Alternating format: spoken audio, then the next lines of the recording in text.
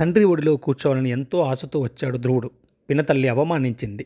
శ్రీహరిని గురించి తపస్సు చేయమని తల్లి ఆదేశించింది. ఓం నమో భగవతే వాసుదేవాయ అని ద్వాదశాక్షరి మంత్రాన్ని అనుగ్రహించాడు నారదుడు. కఠినమైన తపస్సు చేసి విష్ణుమూర్తిని ప్రత్యక్షం చేసుకున్నాడు ధ్రువుడు. అత్యుత్తమమైన పదవిని ధ్రువమండలాన్ని ధ్రువుడికి వరంగా ఇచ్చాడు శ్రీ మహావిష్ణువు. ఈ ధ్రువమండలం ఎక్కడ ఉంది అంటే చంద్రమండలం కన్నా పైన ఉంది.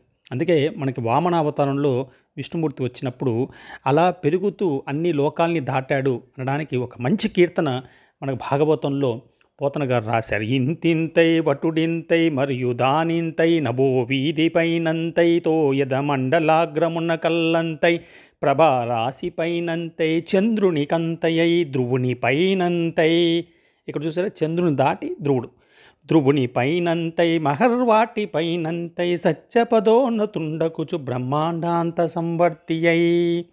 అందువల్ల ధ్రువుడు చాలా దృఢంగా అనుకొని కఠినమైన తపస్సును చేసి విష్ణుమూర్తి యొక్క అనుగ్రహాన్ని పొందాడు, ఒక పెద్ద పదవిని పొందాడు. మరి ధ్రువుడి గురించి మన పిల్లలకి ఏం చెప్పాలి?